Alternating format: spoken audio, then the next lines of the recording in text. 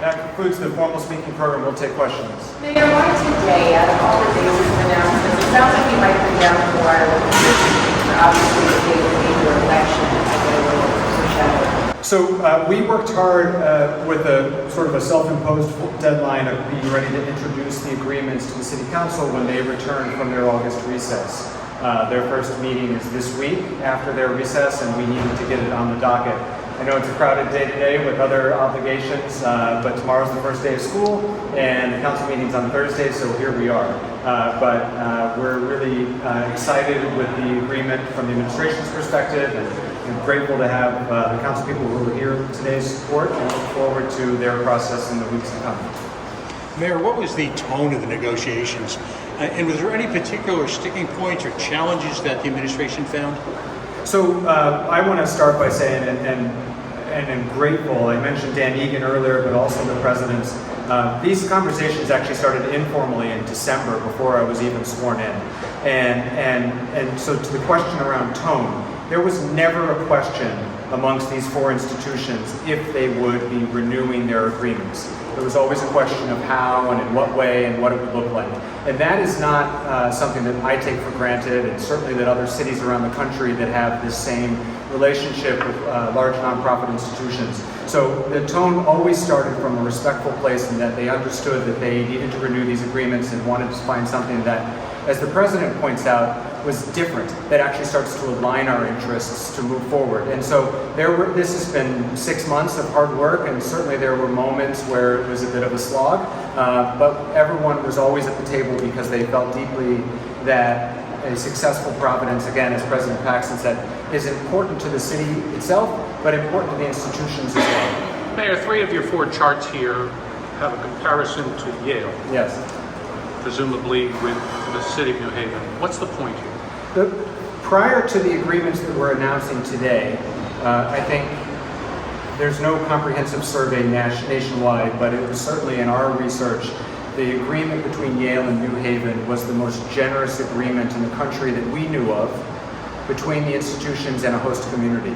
And so when I tasked our negotiating team with reaching this agreement, it's difficult in a situation where the institutions are in fact tax exempt.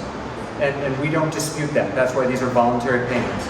But in order to determine what's fair, what we set out to do was to reach an agreement that was a significant increase over the past, and that was the best in the country.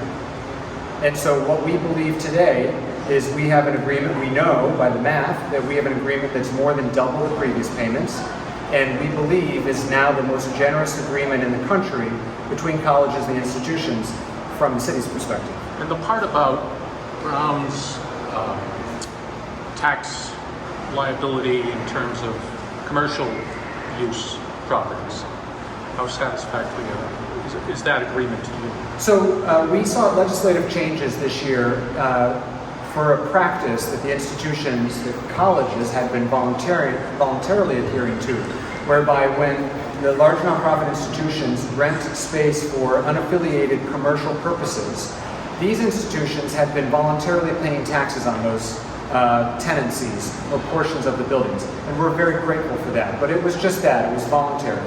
They actually supported us in our legislative efforts to make that a statutory change statewide, and then would then apply to the other large nonprofit institutions in the city to include the hospitals.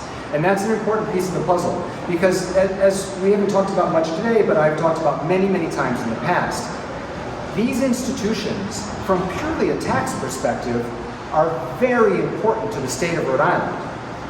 However, the jobs that they create, the sales tax revenue that they generate, even the hotel tax revenue that they generate on weekends like this, most of that money goes to the state and not to the city. And so it's important that the obligation is not just on the institutions, but in the case of this legislation, their tenants, and other proposals that we had last year. President Paxton, would you speak to that? Well, I mean, one thing I stressed is I do think this agreement is distinctive, and it follows our long commitment to doing the right thing by the city. I do think the innovation here is remarkable, and that is having something that explicitly aligns our interests going forward. As the mayor said, you know, real estate tax really drives the finances of this city, and so we have to make sure that what we do increases that base. Council President Miller? There's going to potentially be a land conveyance along with this agreement, 5 blocks of the city, being transferred to Brown essentially. Can you make any sort of commitment saying that the public will still be allowed access to this land? I mean, it's a sizable chunk of your downtown property. I think that's an important question. We are committed to working with the city, with the community, as we develop plans to use that land. We don't have any immediate plans at all. And, especially in the Jewelry District, we approach this very collaboratively with the local organizations that we intend to do. But are you committed to There are keeping going to be some public projects that universities will commit alongside these agreements. Do you have any ideas for any projects that Brown is interested in contributing? I can't speak to anything that hasn't been announced already. Yes. I'm not sure if you answered Olivia's first question, which is, are you committed to keeping those 5 blocks, if you get them, open to the public by foot, by car?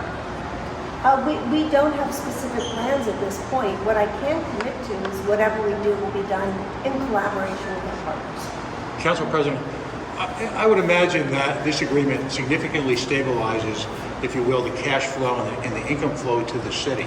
With this finally behind us, and this is a major moment in Providence history, is the city able to reevaluate property taxes in terms of both commercial and residential now moving forward? That's a great question. So this Thursday, among a lot of important things on the agenda, including the MOU and the MOA, I'll be announcing a tax commission that's a collaboration with the administration and Mayor Smiley's team that appoints a commission through the end of the year to look just that. And I'm happy to talk more about that on Thursday. But I think there's a real opportunity to assess how we build some equity into how taxes are apportioned.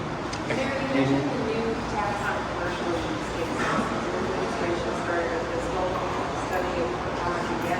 We haven't. By agreement, throughout the course of the legislative session, we agreed to push the implementation back a year, which will give us a chance to start to assess those properties. One of the dilemmas, as you know, as we've talked about, it was hard to get an estimate because we've never assessed those properties before. Similarly, in most cases, the institutions will need to amend or want to clarify with their tenants that the taxes will be their obligation. And so the implementation of that is not for another year, and the tax assessor is starting to work on that now.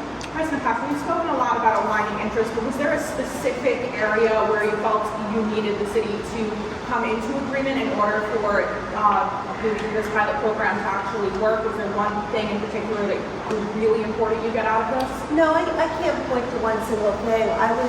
And I've said really since the beginning of starting these negotiations, was to come up with an agreement, which I think the mayor has been, and his team have been great at and buy into, which does align our interests and make sure that we can move forward in a collaborative way.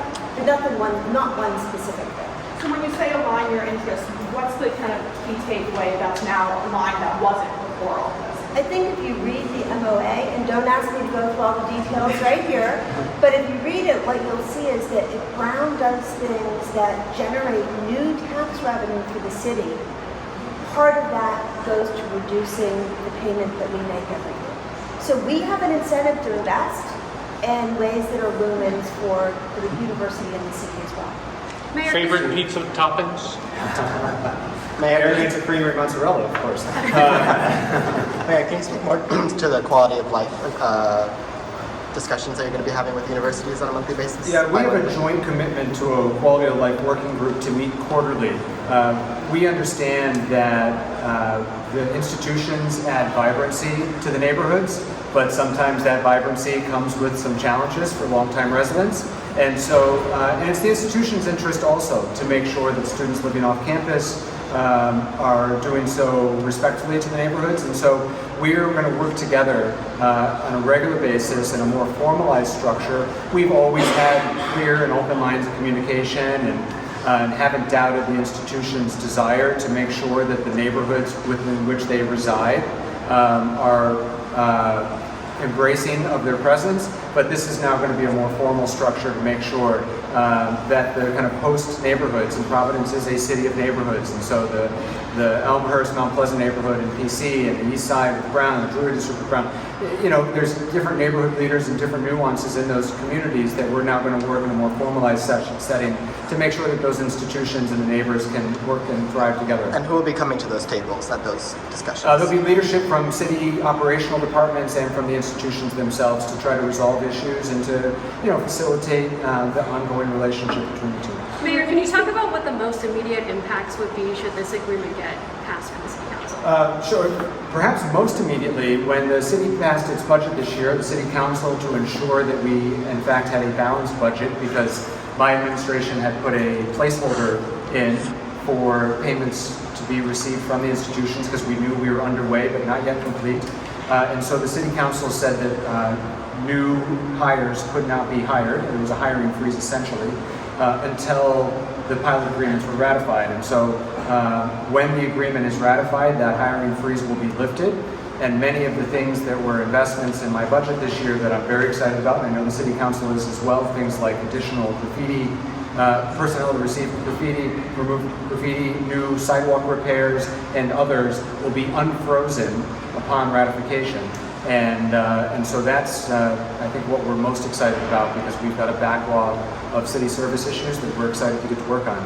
Mayor, can you speak to the pilot negotiations with Lifespan? Has that institution been less willing than the colleges to pay pilot payments? Yeah, Lifespan currently is the only large nonprofit institution in the city of Providence with no pilot agreement. Let me say that again. Lifespan is now the only institution in Providence with no agreement, and that's a problem. Here in New England has a 3-year agreement, which we are halfway through. We're in year 2 of, and we now have this tentative agreement about which I'm very excited and particularly proud. We are anxious to start negotiating with Lifespan. My most recent conversation with the CEO of Lifespan was that they would be in touch to name a negotiating team after Labor Day. It's only 2 days after Labor Day, or 1 day after Labor Day, so we're not going to start ringing the bell yet. But it is a problem that they have no existing agreement with us, and it is something that I think I can speak on behalf of the council president and I feel very strongly that those negotiations need to start. They need to start in earnest, and we need to have an agreement that is commensurate with the success of the agreement that we're announcing today. Mayor, can you speak to the University of Rhode Island, the other prominent educational institution that's not here today? What type of relationship does the city have with that, and how would you like to bring that in line with the contributions these schools are going to make? So today is very much about the 4 private colleges in Providence, and we're grateful for their voluntary contributions that are enshrined in these 2 agreements today. The University of Rhode Island, the Community College of Rhode Island College, all make up important parts of Providence. URI's footprint here is obviously much smaller than it is in South County, but they are part of why Providence is Providence, and a place with a reputation for higher education, a multitude of students that adds to the vitality of our city.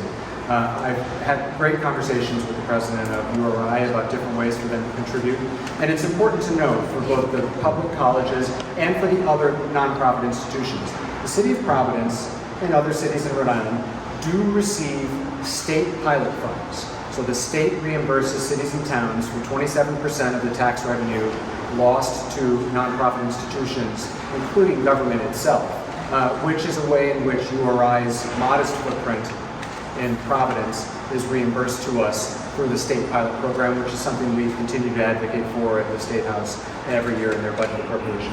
Mayor, when you talk about the quality of life meetings, will there be any actions taken from those meetings? For instance, the council had considered whether to limit student renters. Are you going to do anything to try to curb the impact of student living on Providence? Yeah, so the primary focus of the Quality of Life Working Group will be to address the impact of students in the neighborhood. So whether it's parties or trash or bicycle and scooter parking, and it's not just one way, by the way. This isn't just complaints from the neighborhood about students. This is a place that the institutions can bring issues to us. And perhaps the city has not done its part to repair infrastructure or otherwise make the neighborhoods that they reside in also livable for their students, employees, and faculty. I would fully expect that policy proposals like the student housing ordinance and other things that might bubble up in that working group will find its way to the city council, which is where it should be vetted, and that's the appropriate process for that. But I think certainly my vision for the quality of life working groups is that it be more operational, a little bit more at the street level functional of solving problems before they become big problems, and to kind of keep peace in the neighborhoods with residents who, like myself, live very close to the college. Would you be including the companies that buy property and turn them into student housing and kick out people, like families and such? Would that be also a quality of life issue you might want to take up? I'm talking about Strive and other types of companies. The working group itself, I don't expect to have private landlords, at least not pre-purchase. But the growth of student housing is a complicated issue that we deal with on a regular basis, right. And it's something that we will continue to deal with in the years to come. That's why I'm delighted that Brown has just opened 2 new dorms on the east side, so that there's reduced pressure on off-campus housing and increased availability of on-campus housing, which, when appropriate, is a better place for students to be than to continue to add to that additional strain on long-term residents in neighborhoods, from my perspective. I can take a few more. Are you happy with this agreement? I mean, during the campaign, you made a lot of promises. Does this line up with those promises, you think? I do. I think, like I said, and I said to Steve earlier, because these institutions are tax exempt, and that is without question, trying to define what's fair is difficult. And so what we did is we looked at examples around the country, we looked at our history, and I'm very happy. I think it's an important moment to note, and maybe this is a good way to close. This is the replacement of an original agreement that Mayor Cicilline negotiated 20 years ago, and then the expiration of a supplemental agreement that happened with Mayor Taveras 10 years ago. And to think about the evolution of those agreements, and I give great credit to Mayor Cicilline at the time, who got the first payment ever. And previously there was no payment at all, and that was a great accomplishment. When Mayor Taveras was negotiating with universities, the city was in the midst of a financial crisis and the heels of the Great Recession, and it was a moment of crisis in the city, and the institution stepped up. This is now the evolution of those agreements. This is a new replacement of both of those agreements to put us on a stable path forward for 10 years with the MOA and 20 years with the underlying MOU. It is what we again believe to be the most generous agreement in the country between colleges and their host community, and more than double from what we received in the past. From my perspective, by all standards, that is a great success and exceeds my expectations, and a credit to the city's negotiating team and to the partnership and the collaboration and the spirit of collaboration that we received from the colleges from day one to reach this moment. Thank you all.